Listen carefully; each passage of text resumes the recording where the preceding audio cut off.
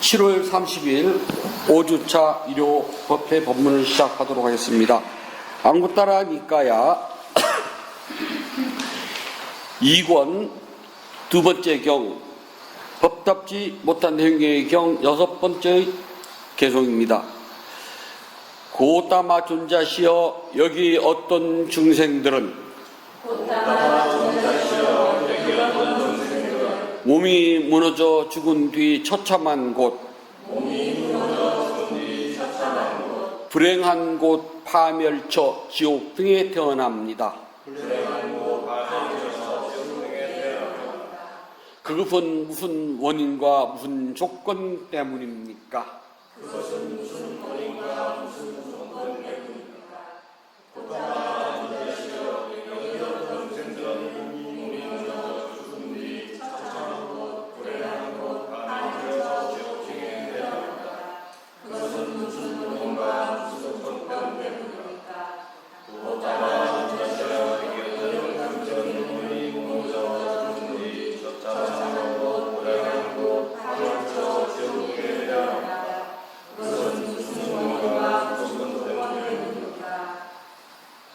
해난지서요.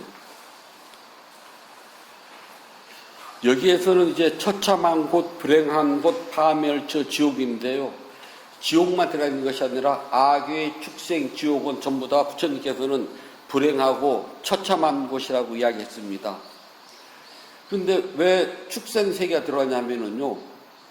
축생은 지음치 못하기 때문에 아무리 깨달은 본문을 들어도 이해를 할 수가 없답니다.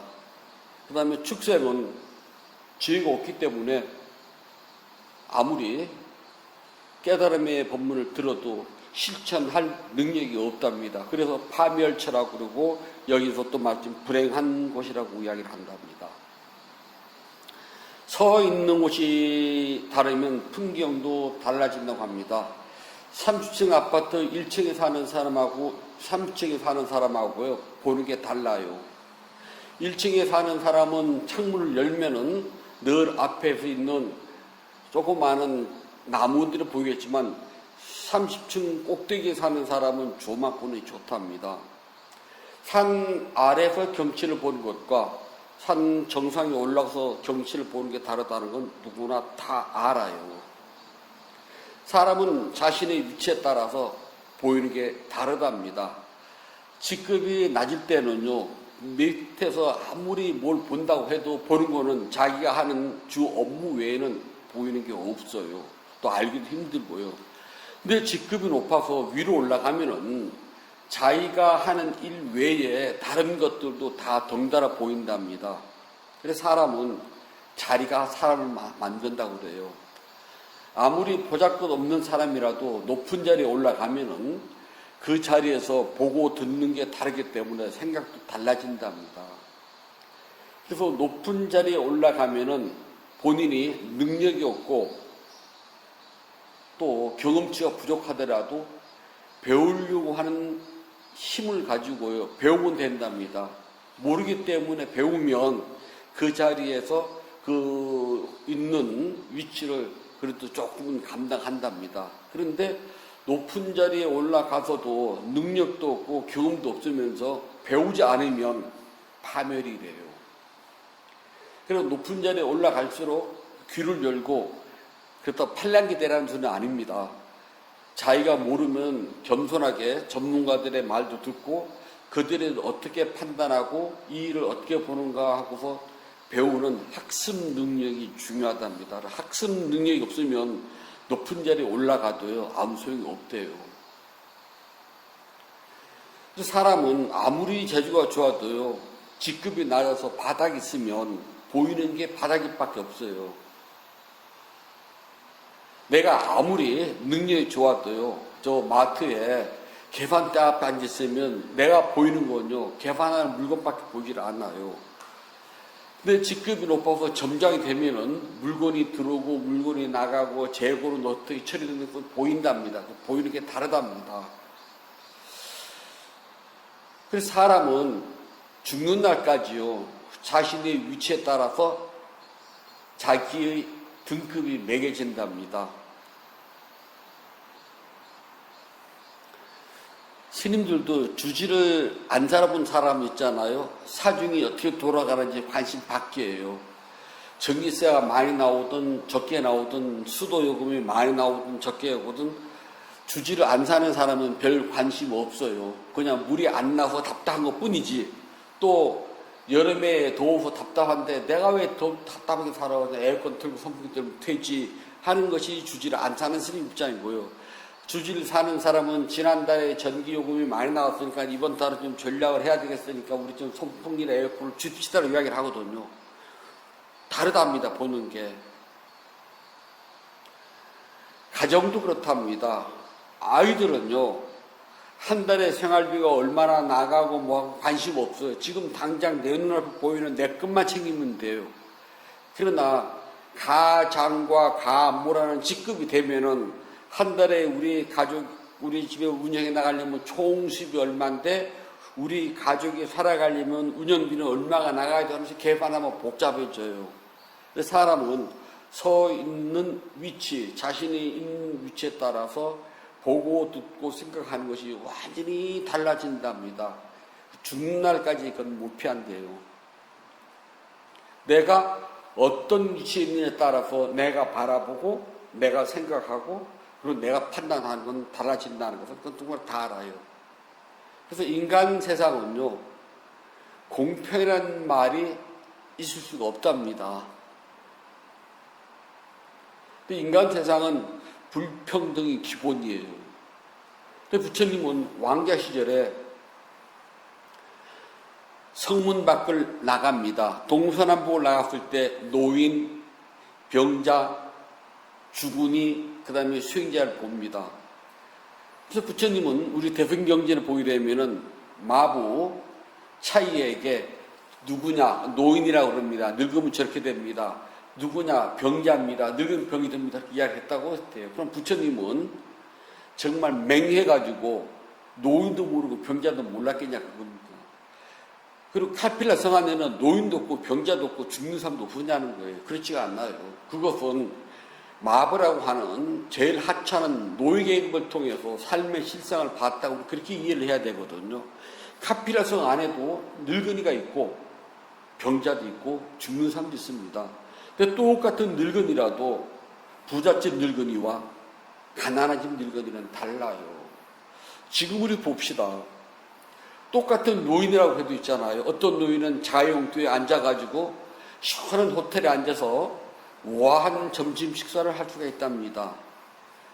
근데 어떤 노인은 있잖아요. 손수레를 끌고 폐지를 모아가지고 빵 한 조각도 먹을 힘이 없어가지고 그냥 믹서커피 하나 타가지고 점심 한 끼를 때우는 노인도 있답니다. 어떤 노인은 병원 특실에서 전담 간호사를 두고 정말 인간이 인간답게 느낄 수 있도록 치료를 받으면서 늙음을 살아가지만 어떤 사람은 병원 돈이 없어서요. 집안에서 혼자서 정말 왠가 오물을 묻혀가면서 냄새나는 골방에서 뒤적이고 앓고 수도 있답니다. 어떤 사람은 죽으면 장례식장에서 화환을 몇백 개를 늘어놓고 문상객들이 물밀듯이 들어오면서 죽음을 애도하는 사람이 있는가 하면 어떤 사람은 죽었는지도 모르는 고독사도 한답니다. 그래서 부처님께서 본 이 세상은 불평등해요. 불공평해요. 그래서 아버지에게 가서 왜 농사는 농부들이 짓는데 저들은 굶주려야 됩니까? 옷감은 저들이 짜는데 왜 저들은 헐벗어야 됩니까? 나는 농사도 안 짓는데 쌀밥을 먹고 나는 옷감도 안 짜는데 비단 소리 있습니다. 이것 좀 없으면 안 되나요? 그랬더니 아버지는 택도 없는 소리 하지 말아라. 그거는 신이 나타나도 될 수가 없는 일에다 딱 잘라 거부하거든요. 그래서 부처님은 추가를 합니다. 그렇다면은 내가 만든 이 세상 안에서는 불평등을 없애자.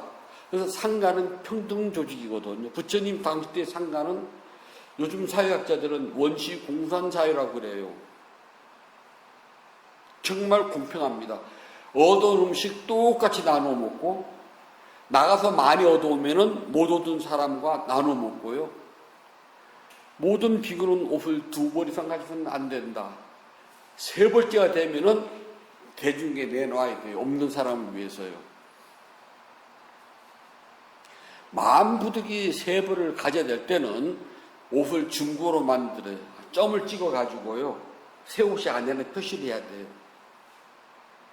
그래도 안 되면 대중에게 위탁을 해야 돼요. 그래서 규정된 것 외에는 더 이상 갈 수도 없고, 먹는 것도 그렇습니다. 내가 음식을 많이 얻어왔다고 꽁쳐놨다가 다음 게 먹으면 안 돼요.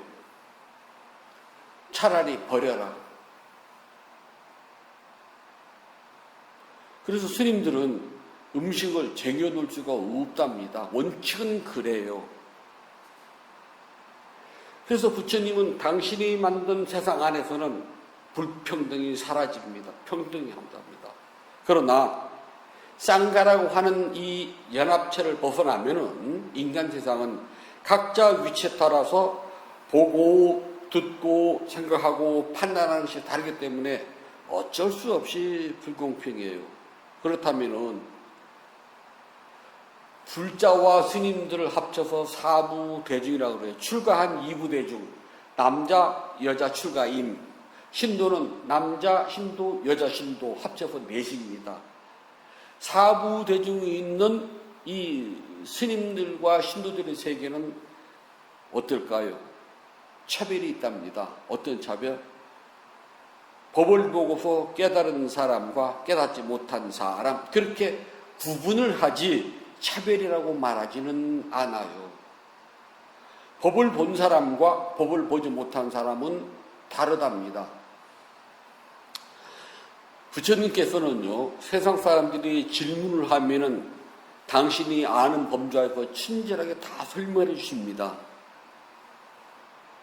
그것은 나이만큼 유식해 하는 걸 잘하는 것이 아니라 그 사람이 법의 세계로 들어와서 깨달음을 성취할 수 있도록 유익하게 이끌어주고 도와주는 역할을 했답니다. 그런데 부처님은 경우에 따라서는요, 어떤 질문을 해도 답변하지 않는 것이 10가지가 있다고 그래요. 우주는 유한합니까? 우주는 무한합니까? 부처님은 돌아가신 후 존재가 있습니까? 존재가 없습니까? 존재가 있지도 없지도 않습니까? 뭐 세상은 어쩌고저쩌고 그런 것. 그러니까 형이상학적이고 사변적이고 추상적이고 말꼬리 물고 말장난하기 딱 좋은 것들은 아예 답변을 안 하셔요. 그리고 그런 것들은 알아봤자 수행하는데 도움도 되지 않는 것이거든요. 그러니까 수행에 도움되지 않는 말들은 아예 그냥 답변 안 하십니다. 깨달음이 있으면 뭐가 달라질까요? 답변 안 하셔요. 그건 답변해봤자 아무 소용 없거든요. 그런데도 세상 사람들은 깨달음에 대해서 굉장히 궁금했답니다. 부처님 늘 깨달음 강조하니까 그 깨달음이 뭐예요? 제자들도 궁금합니다. 부처님은 깨달음이란 욕심, 속냄, 그리고 어리석은 무지라고 하는 이 세 가지가 벗겨진 것을 말한다. 우리는 삶의 조건 속에서 늘 욕심, 화남, 무지라고 하는 것이 묶여 있는데 여기서부터 해방된 것을 나는 깨달음이라고 한다. 그래서 삼독의 불꽃이 꺼진 것, 그렇게 표현하기도 합니다. 또는 세 가지 법의 특징인 무상, 고, 무아를 아는 것을 나는 깨달음이라고 한다. 또는 네 가지 고귀한 진리인 사성제를 아는 사람을 나는 깨달은 사람이라고 한다. 라고 했을 때에 그러면 무아가 성취했다는 것을 어떻게 합니까? 라고 하면 그 답변 안 하셔요. 근데 해봤자 그걸 하는 사람은 알지만 해보지 않는 사람은 몰라요. 그리고 무아는 아무리 설명해도 자기가 깨달을 때 무아구나 하지 옆에서 아무리 무아를 1000번, 10,000번 설명해 줘도 있잖아요. 그냥 소용이 없답니다. 그런 건 부처님께서 아예 답변하지 않아요. 다만 문자적인 해석은 해주셨어요. 깨달음은 다른 말로 해가지고 우리는 욕심, 화남, 무지에 덮여서요 더럽다고 그럽니다. 그래서 그것을 뭐라고 그러냐면은 낄레싸라고 그래요. 낄레싸는 몸에 종기가 났는데 고름이 막 주변에 어지럽게 저렇게 묻는 겁니다. 그래서 깨끗한 옷에도 피고름이 묻는 걸 말해요. 또는 항아리에다가 술을 넣어놨는데 술이 부글부글 끓여서 막 넘칩니다. 주변을 더럽게. 그래서 주변을 더럽히는 것, 그 뜻을 가지고 있어요. 그렇게 더럽혔던 것들이 뭐냐면 바로 욕심, 화냄, 어리석음이었는데 수행을 해가지고 그걸 깨끗이 청소를 했습니다. 그래서 깨끗해졌다. 내 마음속에서 화남, 욕심, 어리석음이 사라져서 그 불꽃이 꺼져서 깨끗해졌다는 뜻으로 위무띠라고 그러면 청정, 깨끗해졌다는 소리예요. 다른 말로는 벗어났다. 요즘 말로는 해방입니다. 그러나 해방이라는 말은 중국에서 처음 이 경전을 번역할 때 그런 용어가 없었어요. 그래서 당시에 사용했던 용어가 뭐냐면 해탈이었습니다. 그래서 해탈 그러면 그때 당시 사람들은 그 말 뜻을 다 알아들어요. 아, 자유, 해방이구나.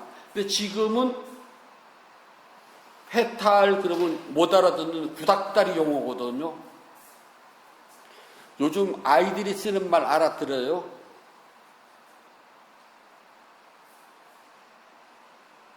저도 어저께 이렇게 버스 타고 돌아오는데 아이들이 뭐라고 딱깔센 뭐라고 하던데 기억을 못 하겠어요.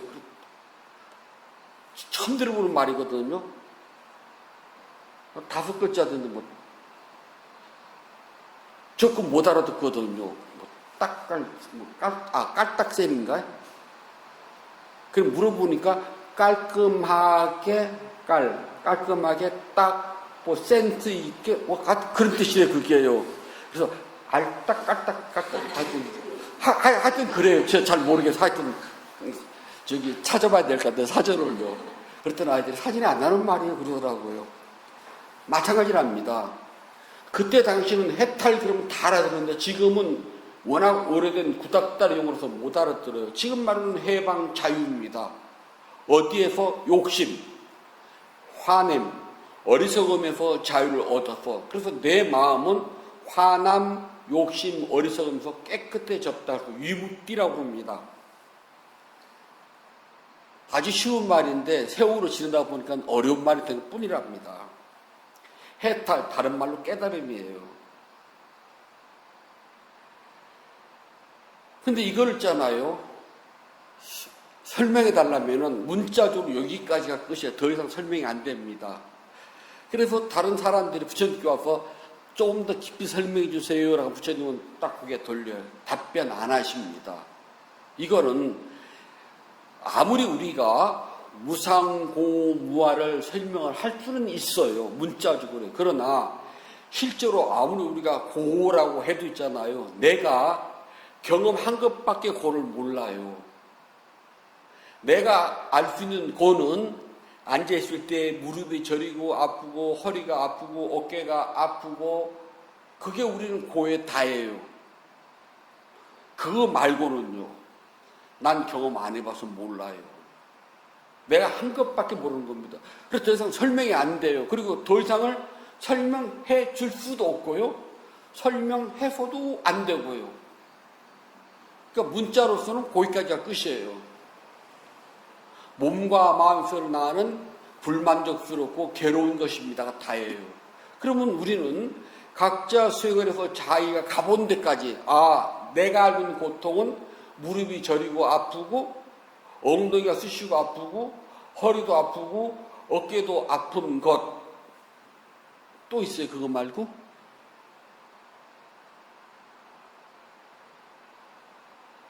더 말해도 몰라요. 그거는 흔히 이렇게 표현을 합니다. 정말 죽으면 죽었으면 좋겠다고 할 정도의 고통이 옵니다. 안 죽어봤잖아요. 근데 어떻게 그 말을 하지? 얼마나 고통스럽다는 것이 고통이라고 그럴까? 모른다는 겁니다. 그래서 우리는 설명을 할 수 있는 것은 한정됐기 때문에 그런 것은 부처님도 아예 설명하지 않았답니다. 단 이것은 우리가 윗밥사나 지혜라 그래요. 알아차림을 통한 지혜로서 자신이 알아차린 것밖에 몰라요. 더 이상은 모른답니다. 초등학생한테요, 대학에서 배우는 수학을요, 아무리 설명해 준들 초등학생들은 몰라요. 그냥 덧셈 뺄셈을 끝내야 된답니다. 경험하지 않은 것은 말하지 않는 것이 부처님이 보여준 기본이에요. 해탈, 특히 깨달음이라고 하는 것은 설명을 할 수가 없답니다. 그런데도 내가 깨달음을 얻었다, 내가 법을 보았다, 나는 한 소식 했다, 나는 성취했다 등등 자신의 입으로 내가 무엇인가를 얻었다 했다라고 한다면 여기에는요 두 가지 문제점이 걸려요. 1번 자아, 나라는 것이 있다고 이야기, 내가라는 것이 들어갔잖아요. 깨달음은 내가라는 말이 없어져야 돼요. 그런데 내가 봤어, 내가 깨달았어, 내가 얻었어, 일단 나라는 데 걸려 있어요. 불교의 가장 기본은 무아잖아요. 나는 없습니다. 세상은 뭉쳐야지만이 나한테 이름이 생겨요. 근데 부처님은 분석을 해서 쪼개놓는 것이 특징입니다. 불교는 분석하고 쪼갭니다. 나는 누구일까? 그랬을 때 세상에서는 나를 있잖아요. 종합적인 나를 가지고 한답니다. 근데 불교는 나를 쪼개요. 크게 5개로 쪼갭니다. 5개로 쪼개서 분석해 봤더니 그 어디에도 나라고 할 만한 실체가 없다라고 이야기를 한답니다. 뭉쳐놓으면 착각하고 속아요. 쪼개면 본질이 보여서 집착할 데가 없답니다. 그래서 나가 없다고 하는데 내가 깨달았다, 내가 들어갑니다. 내가 법을 보았다, 내가 들어갑니다. 그러면 일단 여기서 걸려요. 두 번째, 부처님께서는 어떤 일이 있어도 자신의 입으로 깨달았다라고 말하면 안 된다. 내가 아주 특별한 삼매를 체험했다, 내가 깨달았다라고 말하게 되면 안 돼요. 어떤 일이 있어도 내가 부처님 법을 이어받았어, 내가 깨달았어 라고 하면 안 돼요. 대처칙입니다. 왜냐하면 나라는 것이 들어가면 안 되고 자신의 입으로 내가 깨달았다, 성취했다, 특별한 법을 봤다라고 이야기해서도 안 된다는 겁니다. 왜냐하면 나라는 것이 들어가게 되면은 무엇인가 나만이 갈 수 있다는 것이 있기 때문에 그래요. 그러면 그건 법이 아니랍니다. 깨달음의 세계 속에서는 나라는 것이 절대 들어가서는 안 돼요. 그런데도 내가 있다면 안 된답니다. 그래서 깨달음은요, 위무띠는 짜가라는 말과 같이 씁니다. 가짜를 뒤집으면 그 짜가가 아니라 있는 말로 짜가는 버린다는 소리예요. 깨달음은 버려야지 많이 깨달을 수가 있다는 것이 부처님께서 대전제로 설명하셨답니다. 욕심 버려야 되고, 화남 버려야 되고, 무지 버려야 되고, 그 다음에 나 버려야 됩니다. 이제 불자들이 많이 좀 혼동하는 것이 어리석음인데요. 사물의 이치를 바르게 알지 못하는 것을 보통 학문적 영역에서의 무지라고 그래요. 이렇게 무지하니 그럴 때는 네가 지금 하고 있는 이 일이 옳고 그름이 무엇인지 선과 무엇인지 분별하지 못할 때는 무지라고 그러는데요. 여기서 말하는 그런 것이 아니라요, 생사의 법칙을 모르거나 또는 부처님께서는 사성자와 삼법인을 모르는 것을 무지, 어리석음이라고 그래요. 불교의 어리석음은 아주 간단합니다. 3가지 법의 특징, 무상고무아를 모르거나 고통의 원인, 고통이 발생되는 조건, 고통이 사라지는 그 방법, 그 다음에 깨달음의 성취를 모르는 것을 우리는 무지 어리석음이라고 그래요. 그래서 그것을 짜가 해야지만이 위무띠가 저절로 성취된답니다. 버리면 저절로 얻게 돼요. 그런데 우리는 못 버린답니다. 어떻게 증명하냐면요. 나는 나를 괴롭히는 것이 번뇌 망상 때문인 줄 우리는 알아요. 번뇌 망상이 생기면 욕망이라는 것이 끊임없이 생겨난다고 나는 안답니다.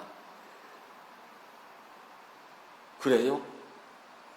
그래서 나는 번뇌 망상이 생기지 않도록 끊임없이 알아차려요. 그런데 있잖아요. 어느 순간에 망상이 탁 생겨요. 근데 보통 때는 망상을 잘 알아서 단속을 해요. 그래서 망상 알아차리고 수행의 주제로 돌아오고 반복하는데 어느 순간 딱 되면은요, 내가 망상 피우는 줄도 모르고 망상을 피우고 있어요. 한참 망상을 피운 뒤에야 뒤늦게서 망상을 한답니다. 그 순간 나는 그렇게 짜가 버려야 되는 망상을 있잖아요. 버리지 못했다는 것은 그것을 다른 말로 뭐라냐? 집착이라고 그래요. 집착 다른 거 아닙니다. 아이고 세상 사람들 다 그래요. 나 그 망상 번뇌가 나를 괴롭히는 내가 그걸 왜 집착을 해? 나 버리고 싶어 그러거든요. 말이고 실제로는요 그걸 못 버려요. 나도 모르게 매달려가고 묶여갑니다. 그것을 찔레 싸라 그래요. 나도 모르게 그냥 물들어가요. 마치 하얀 철에 물이 들듯. 그래서 짜가라는 말이 버린다는 것이 아주 쉽지만은 실제로는 버리기가 몹시 어렵답니다. 그래서 모든 불자들은 부처님 가르침대로 버리는 연습부터 해요. 망상 알아차리고 버립니다. 알아차린다는 것은 버린다는 말과 똑같아요. 아픔 버립니다. 생각 그리고 버려요. 그래서 버리지 못하면은 법을 보기가 몹시 힘들답니다. 버리지 못하는 이유는 나라는 데에 집착하기 때문입니다. 그러니까 나도 모르게 이 생각은 내 생각이야. 나 아니라고 그러거든요. 아니라고 하면서 그 아니는 항상 내 생각, 내 마음이 나도 모르게 늘 들어가 있어요. 그게 한두 번 한 것이 아니라요. 수없는 윤회생 속에서 수도 없이 익혀온 것이기 때문에 아주 자연스럽게 스며듭니다. 갓난아기들을 보면 이제 아이가 이제 한 30일, 50일 되면 이제 눈을 뜨고 눈 초점을 맞추는 시간이잖아요. 대략적으로요. 그럼 그때부터 엄마가 이렇게 아이를 안고 엄마다, 엄마야, 엄마 소리를 한답니다. 그러면 그 아이가 있잖아요. 대략 한 100일쯤 넘어가면요. 엄마 소리를 들으면 자기도 모르게 눈이 딱 돌아가고 얼굴에 미소가 쫙 돈답니다. 그게 한두 번 들은 소리가 아니라요. 적어도 아이가 눈동자를 나와 마주치게 한 시기서부터 나도 모르게 수없이 반복해 왔어요. 그래서 아이는 이 세상에서 제일 먼저 들은 말이 엄마의 목소리도 엄마 하는 소리를. 그래서 엄마 소리가 들어오면 마음이 편안해지면서 눈이 마주치고 나를 보호해주는 사람, 나에게 식량을 주는 사람, 나를 안락해주는 사람 알아요. 그래서 눈이 탁 돌아간답니다.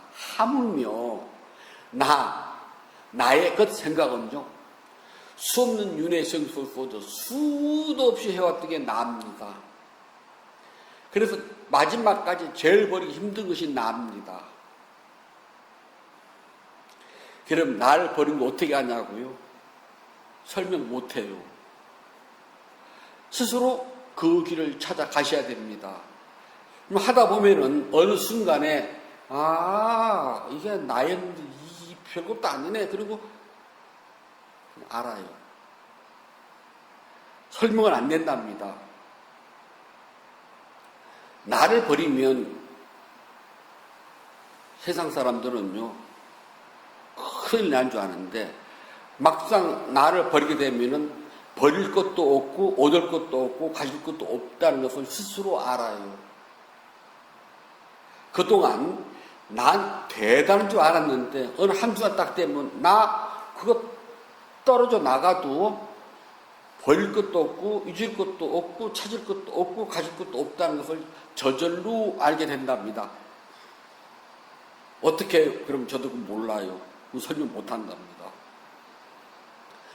그래서 우리가 말하는 위무띠, 해탈 또는 깨달음은요, 짜가 버려야지만이 얻어지지 쥐고 있으면 절대 못 얻어요. 양손에 떡을 쥐고 있으면요, 아무것도 질 수가 없답니다.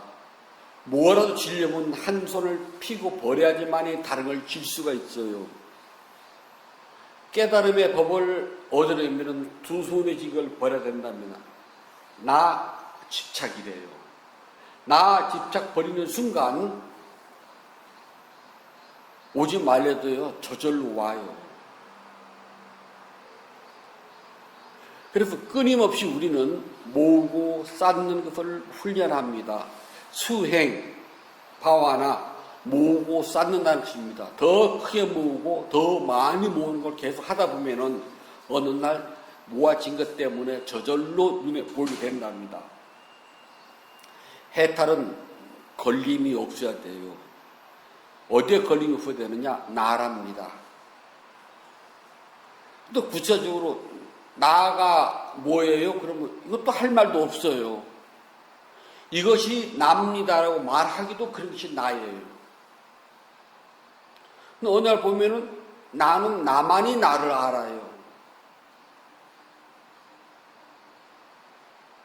아침에 일어나서 거울 내 얼굴 똑 떼보면서 아 이게 내 얼굴 나네 하고 보세요. 아니면 그냥 거울에 비쳤으니까 봐요.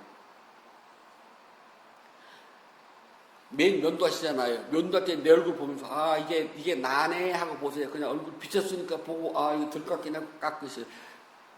거산 어때요? 그냥 얼굴이 비쳤으니까 보거든요. 그러지 말고요. 아 이게 나네 나. 요게 나입니다. 나, 요렇게 생겼네, 나. 그러면은, 진짜 내가 보이기 시작해. 그러면 이것 말고 나는 뭐지? 이렇게 보이는 모양 말고 나는 뭐지? 여자들이 화장할 때 거울을 봅니다. 그럼 눈썹이 똑바로 그려졌나? 이렇게 보는데, 그것 말고요. 요게 나네? 요게 납니다. 그러면 이것 말고 나라고 할 수 있는 건 뭐지? 한 번쯤은 생각해 보세요. 거울에 비치는 내 얼굴을 보고 요게 나인데 이건 말고 나는 누구지? 무엇을 보고 나라 그러지? 눈 두 개, 콧구멍 두 개, 입 하나, 귀 두 개 이게 나일까? 이건 말고 요즘 이제 더우니까 매일 씻잖아요. 땀도 나고 막 씻을 때요. 겨울에 씻지 마시고 요게 내 몸뚱이인데 어떤 게 나았지? 손가락 10개, 발가락 10개가 나을까? 아니면 배가 볼록 나오면 이게 나을까? 이것 말고 만져지고 보이는 것 말고 나 누구지? 한 번쯤은 그러셔야 된다. 그게 불자들이 나를 볼 수 있는 법. 그러면은 의심이 생겨요. 내 눈에 보이는 나 말고 다른 뭘 보고 나라고 하지? 그렇게 의심이 생겨야지만이 그 어디에도 나라고 할 만한 것이 없구나를 알게 된답니다. 그것도 문자적이 아니라요. 그렇게 알아차림 하다 보면 어느 순간에요. 내가 보여요. 어떤 내가 그 어디에도 나라고 할 만한 것이 없구나 하고 저절로 알게 됩니다. 그때를 보고 무아를 통하여서 위무띠를 성취했다라고 이야기를 해요. 아주 쉽답니다. 얼굴 한번 보면서 이 얼굴이 나인데 이 얼굴 말고 나 누구지? 아이들이 나를 보고 엄마 아빠 하고 부른답니다. 그러면 이 이름 말고 나 누구지? 사람들을 절 보면 성찬 스님 하고 부른답니다. 그러면 저는 이름 말고 나 누구지? 꼭 생각해 보셔야 돼요. 이름 말고 나. 난 이름에 묶여 있잖아요. 어디 가든 저는 성찬이라고 하는 이름에 묶여 있답니다. 이 이름 말고 나. 그러면은 그 어디에도 나라고 할 만한 것이 없답니다. 불자들의 자리는 아주 간단해요. 위무띠를 성취한 자리냐, 위무띠를 성취하지 못한 자리냐. 해탈은 걸림이 없답니다. 얼굴을 보고 몸뚱아리를 본들, 이름을 불러본들, 그건 전부 다들 다른 사람이 보는 껍데기일 뿐이지 그것은 나라고 할 만한 것이 아니다. 그래서 걸리질 않아요. 아주 자유롭답니다. 걸림은 다른 말로 묶임이라고 그래요. 묶이게 되면은 대개 사람들은 이름에 묶여요. 엄마, 아빠. 누구 엄마, 누구 아버지, 누구 아들, 누구 딸. 많아요. 나를 보는 사람이 나와 상대한 자리에 따라서 내 이름은 백천가지로 변한답니다. 그냥 김씨가 될 수도 있고 김 사장님이 될 수도 있어요. 나보다 높은 사람들이 나를 볼 때는 김 사장이라고 하지만은 김씨보다 못한 존재일 수도 있고요. 또 내 직원들이 나를 볼 때는 나한테 월급 주는 김 사장님이 돼요. 하지만 나의 부모님이 나를 볼 때는 저 녀석 늘 부족하고 늘 모자란 내 아들.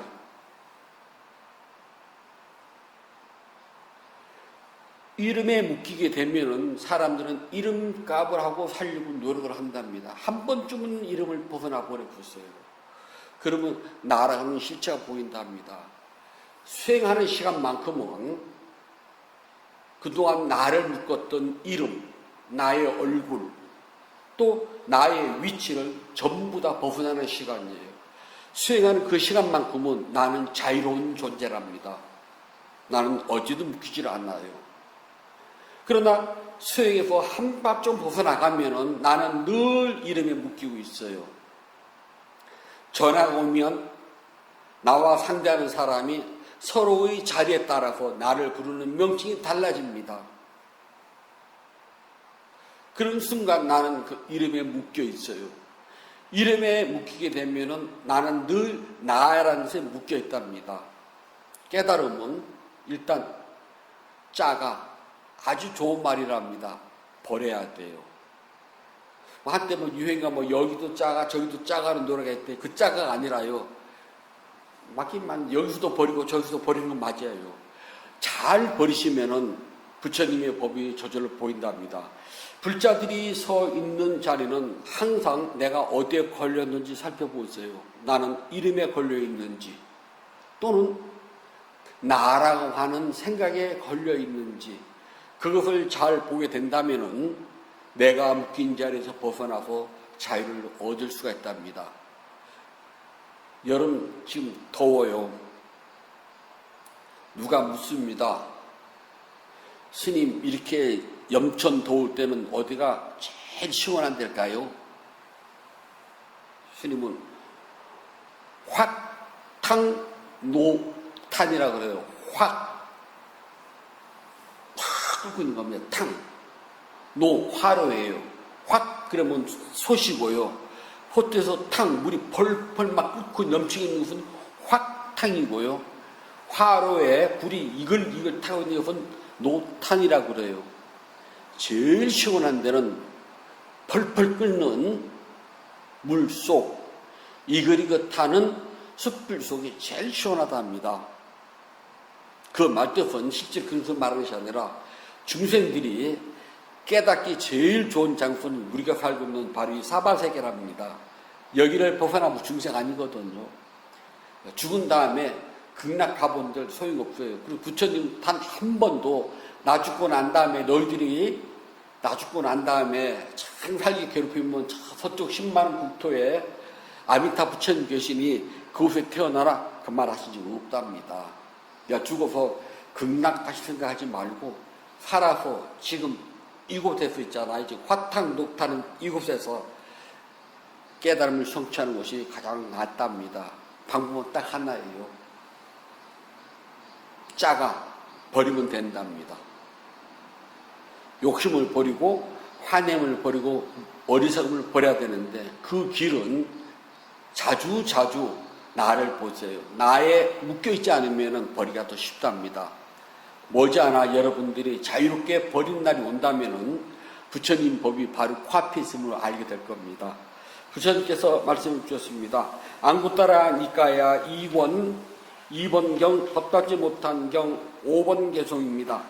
바라문이여 그훈 법답지 못한 행위인 삐뚤어진 행위 때문이다. 바라문이여 그것은 법답지 못한 행위 삐뚤어진 행위 때문이다. 바라문이여 그것은 법답지 못한 행위 삐뚤어진 행위 때문이다. 바라문이여 그것은 법답지 못한 행위 삐뚤어진 행위 때문이다. 7월 30일 다섯째 주 일요 본문을 말씀